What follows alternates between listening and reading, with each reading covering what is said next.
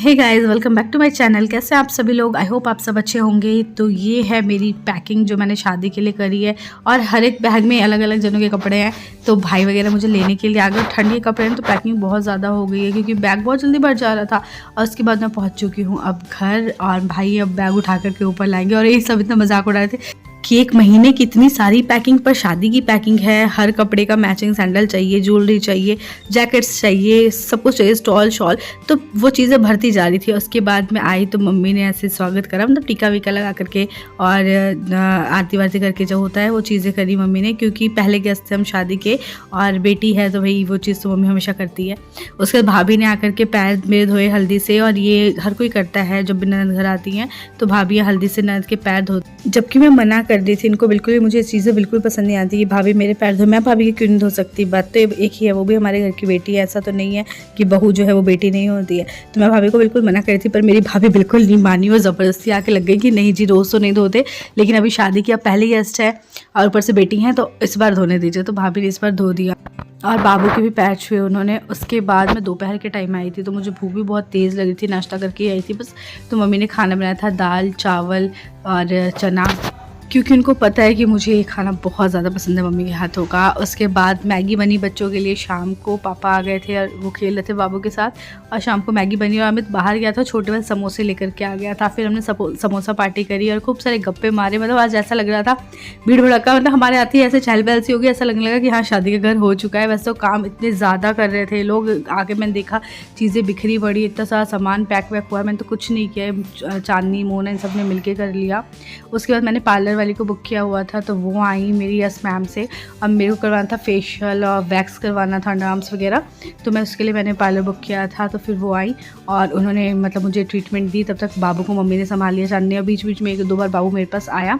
तो ये चीज़ सही थी कि उसको संभालने वाले यहाँ पे हैं लोग, तो मैं आराम से अपना ट्रीटमेंट ले रही थी। कब मुझे 2-3 घंटे लग गए थे इस चीज़ में। और फिर मोना आई ऑफिस से रात को, तो वही प्यार हो रहा है इनका, मौसी और पुच्चू का प्यार, बस यही चल रहा था। उसके बाद ये बाबू से अपना प्यार जताने लगी, मतलब ये आती है उसके बाद बच्चों में लग जाती है, कभी बाबू कभी पुच्चू, और बाकी जो मतलब बाकी टाइम जो उसका पर्सनल टाइम होता है तो पर्सनल तो वो लेती ही है। और ये है अगले दिन सुबह की क्लिप, जब अब बाबू को तेल लगने की बारी थी तो पापा मैंने कहा इसको धूप में तेल लगाओ अच्छे से, यहाँ बालकनी में बहुत अच्छी धूप आती है और बहुत ही पॉजिटिव से एनर्जी आती है। पता है जब बालकनी खोलो ऐसे खुला खुला रहता है और इतनी पॉजिटिव वाइब्स आती है। बाहर पेड़ वेड़ लगे हुए हैं, मतलब पौधे लगे हुए हैं, और यहाँ धूप में फिर उसको तेल लगाया गया, वो मज़े से अपना तेल लगवा रहा था। और ये है सैटरडे की क्लिप, और इस दिन मोना की छुट्टी थी तो सुबह सुबह लग गई बाबू के साथ खेलने में। और वैसे काम भी इसने बहुत सारा किया। सैटरडे को ही अमित के साथ गई थी, फिर अपना कुछ शॉपिंग करने कमला नगर। शॉपिंग इतनी सारी हो जाती है शादी में, मतलब ख़त्म ही नहीं होती शॉपिंग तो, कि किसका कुछ मैचिंग रह रहा है किसी का कुछ। तो ये लेकर आई मेरे लिए पर्स, लेकर आई भाभी के लिए ब्लाउज़ की लेकर गई थी, उसमें मैचिंग को कान वाले और गले वाले चूड़ी ये सब लेकर आई बारात के दिन जो पहनना है। मैंने भी कुछ चीज़ें मंगवाई थी, मैंने पर्स मंगवाया था तो पर्स लेकर आई, बहुत ही प्यारा सा पर्स लेकर आई। वो मैंने भी चूड़ियाँ मंगवाई थी वो भी लेकर के आई वो। तो वो हमारी भी शॉपिंग करने गई थी, अपनी भी शॉपिंग करने गई थी। तो ये कुछ इस तरह से सब क्लच बोलो पर्स बोलो कुछ ऐसा लेकर आई थी वो, और बहुत ही प्यारा लग रहा था। पुच्चू तो लग रहा था ना कि मुझे देगी नहीं वापस, उसी में लगी थी खेलने में। और यहाँ हम फुल मस्ती वस्ती करते रहते हैं, वही सब चीज़ें चल रही हैं डुग्गी के साथ हमारी मस्ती।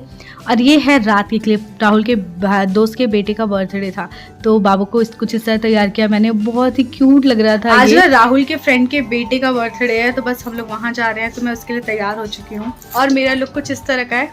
चांदनी ने मुझे साड़ी पहनाई है, अगर मैं खुद तैयार होती तो कभी साड़ी ऐसी नहीं पहनती, खुला पल्लू कर लेती हूँ, लेकिन आज मैंने इस तरह से साड़ी पहनी हुई। चांदनी ने पहनाई है और पुच्चू को भी तैयार कर दिया है और बाबू भी तैयार है, मैं आपको दिखा। तो बस अब मैं पार्टी में पहुंचती हूँ, फिर मैं आप लोगों से मिलती हूँ। राहुल मुझे लेने के लिए आ रहे हैं तो बाहर ही आएंगे, मैं बाहर जा रही हूँ, फिर उनके साथ जाऊंगी और वही मुझे छोड़ते हुए आएंगे। तो बस अब मैं जा रही हूँ बाहर। ये रहा हमारा पुराना घर, पुरानी गली। इस घर में मज़ा तो बहुत आता था। शुरू में ना प्लॉट पूरे खाली थे, बहुत खुला खुला था, लेकिन धीरे धीरे घर बनने लग गया तो बिल्कुल बंद बंद सा हो लगा। तो वो जो अब नया घर है ना, ये बहुत अच्छी वाइब से था नए घर में, क्योंकि बिल्कुल खुला है चारों तरफ से और डबल साइडेड है, तो बहुत ही मज़ा आता है यहाँ पे। उसके बाद एक कार में ना बाबू आराम से सो गया था आते वक्त, इसको नींद आई थी। और फिर हम पहुँच गए बैंकेट हॉल, थोड़ा दूर था, हमें जाने में करीब पौने घंटा आधा घंटा लग ही गया था। तो वहाँ पहुँचकर कितना लाउड म्यूज़िक था और बहुत ही ज़्यादा ठंडी ठंडी हवाएं भी चल रही थी। और मैंने मतलब एक जगह पे जहाँ पे चल रहा था पंखा वहाँ से दूर ही रखा मैंने बाबू को। इस छोटे से क्यूट से बेबी का बर्थडे था और इसकी मम्मी है तो उसने बाबू को ले लिया गोद में और फुल ऑन डांस चल रहा था मज़े से। तो डांस देख के कुछ स्नैक्स खा के मैं चली गई खाना खाने के लिए। मेरी थाली बाबू को राहुल ने पकड़ा, मैंने जल्दी जल्दी उस खाना खाया।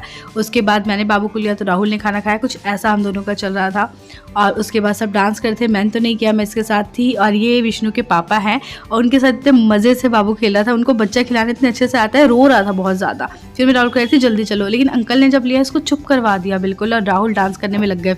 और घर आने के बाद मैंने बारबी टच के ही मेकअप रिमूवर से अपना मेकअप रिमूव किया और मैंने एक ही जो पैकेट है एक ही यूज़ करा, जो एक टिश्यू का होता है वो यूज़ करा।